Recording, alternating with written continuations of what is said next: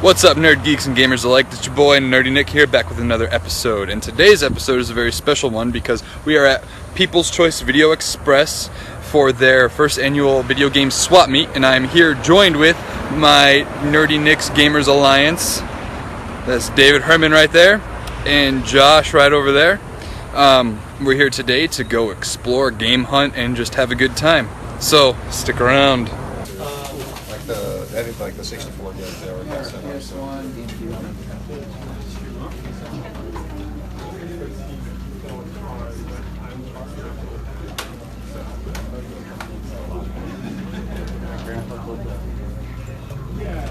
pickup truck and named it after her. Yeah. Oh, yeah.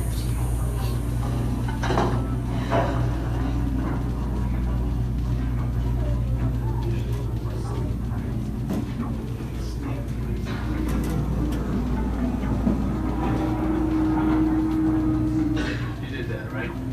Guess so. I hope so.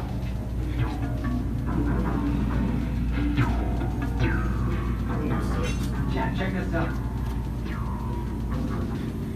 What is this? Chinese or something? Not backwards? Not backwards. Downwards.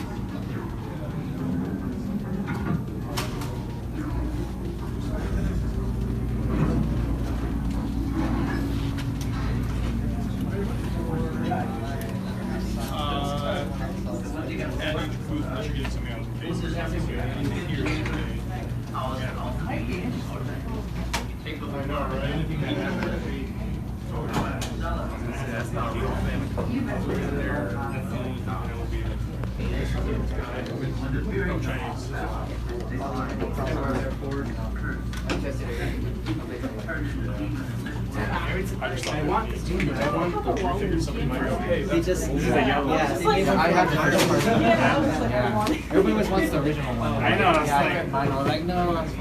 like I would have bought it if it was your. How's it going, man? Yeah, and I'm not sure either. Good. Well, I mean, I already had it.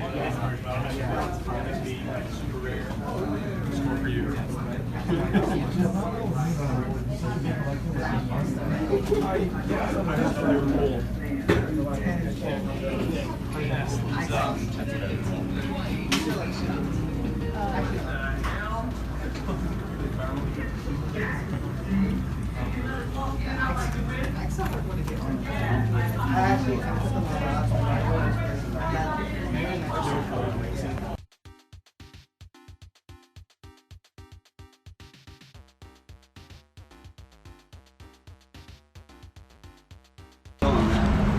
Yeah.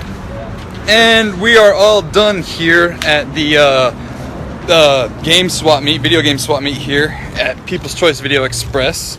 I think it's safe to say that I spent the least amount of money. Josh came off with some pretty cool finds, and so did David. And we will share those with you guys here shortly. But thanks for sticking around. Siri's fucking bipolar. Hey Siri, record. Siri, press play. Alright, 3, 2, 1. Alright guys, so I'm back here at the house with David, and Josh is off screen because he's a zombie and doesn't want to be on the screen. Anyways, so, oh, you might want to mute that. Yeah, I didn't think about that. So we're gonna show off our pickups that we got from the video game swap meet over at People's Choice Video Express for their first annual video game swap meet. So David, why don't you show off some of your pickups? Oh, well, I picked up a couple of NES games. Nick was nice enough to buy me Excite Bike. I can't believe I've never actually played this because it's an NES classic. I also picked up 10 Yard Fight, which is a pretty basic football game. Well, it's pretty fun though. Gives you a reminder of Tecmo Bowl for sure. And I bought the first RC Pro-Am Racing. I have the second one, but now I bought the first one to complete my collection. This one's much easier to find than the second one. Paid a lot of money for the second one. Yeah. This one was $8, the other one was $80. Yeah. And Speaking of classics, the holy freaking grail of the entire event, I was actually able to find and pick up an NES Classic Edition for a relatively decent price. So I was really happy about that. Yeah, definitely below scalper price. Oh, absolutely. You gotta give me a real good deal. All right. We'll show off Josh's pickups here. Can you say something? Say hi. Hi. There you go. So he is There's here. Josh. Josh is Yeah. here. Here. You saw me at the Yeah. video in the. So Josh ended up getting a first gen Sega Genesis, complete with headphone jack and volume control. Is that the difference between the first and second gen? Yeah, the second gen is the one I have, and it's a lot smaller. It doesn't have the on and off switch here. There's actual buttons. Got two controllers with it. The power source and video RFU. thingy do as well. And he also got some sweet games, complete in box. Now, we're fresh off of Sonic Mania week, and he got some pretty cool Sonic games here, like Sonic Pinball Sonic game for the Sega Genesis. Cheat codes included in the front Cheat cover. codes included. He also got Sonic the Hedgehog, the first one, and it's a not for resale edition. So what I'm assuming is this was like a test unit for a store or something like that. Or maybe like a cool pack-in or something, complete with manual. Very cool. It even says it like in very large, bold font, not for resale. Maybe that came bundled with a system back in the day. Yeah.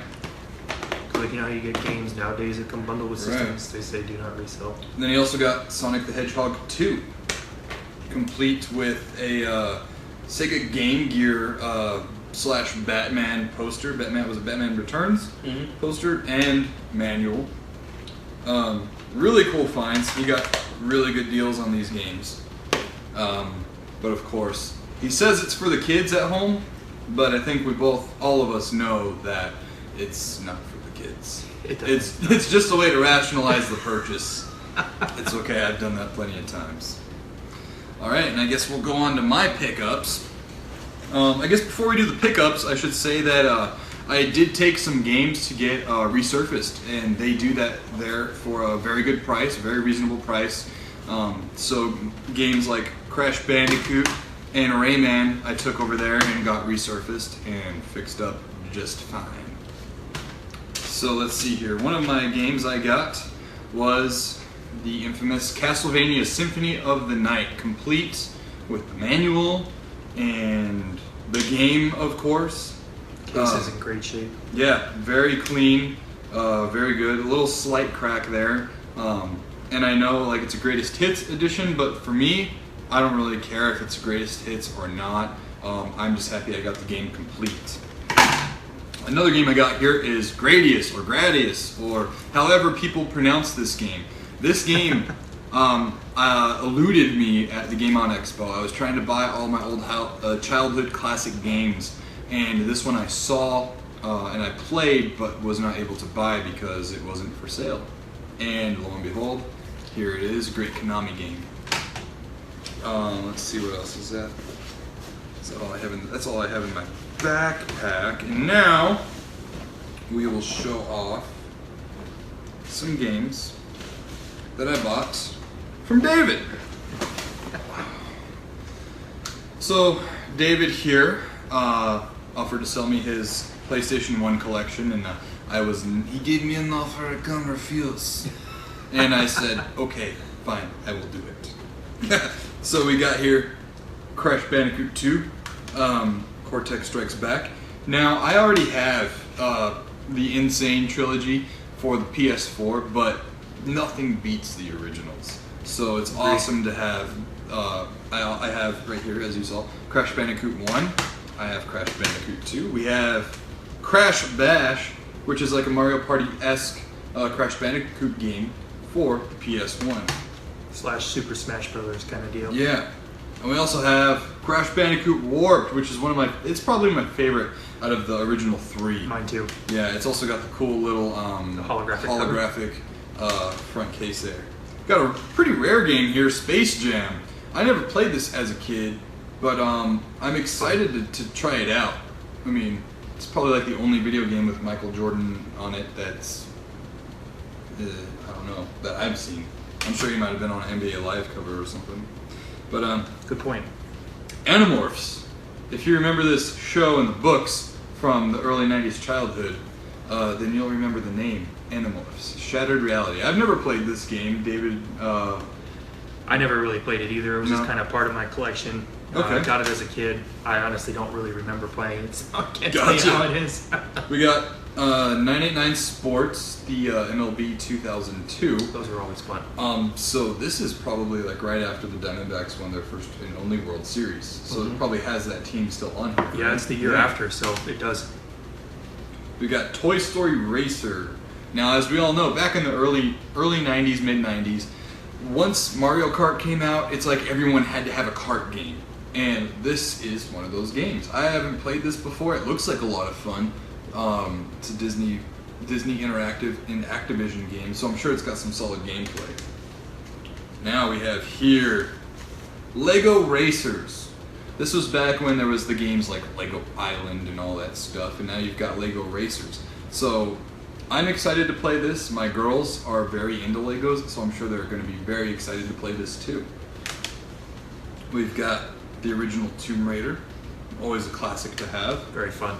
And we have Marvel vs. Capcom, the first one. This is Clash of Superheroes, complete and everything like that. These games are the ultimate fun fighting game that you can have. It's great tournament fighting game, great fighting game to have in general. Always a staple to have in your collection. And they're hard to find for the PS1. There's abundance. I see them more often for not than for the Dreamcast. Yeah. But I don't have a Dreamcast, so to have it on PS1 is amazing.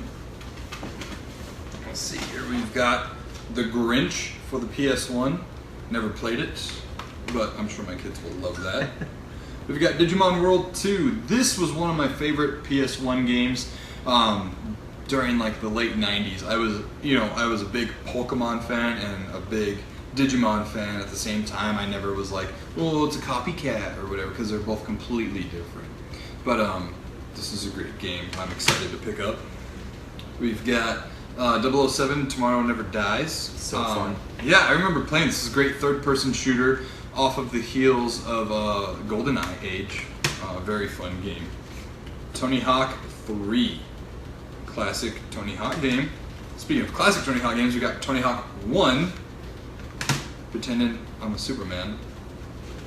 We've got Tomb Raider: The Last Revelation, another awesome, cool Tomb Raider game. Very long. Yes, very long game. We've got Star Wars Episode 1, Jedi Power Battles. Slightly rare.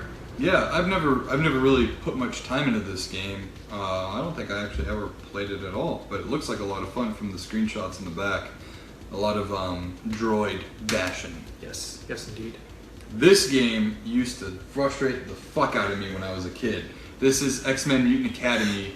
It is a classic fighting game, and you're obviously, the original cast of the X-Men. This was fresh off of the X-Men movie. The very first one that came out in 2000.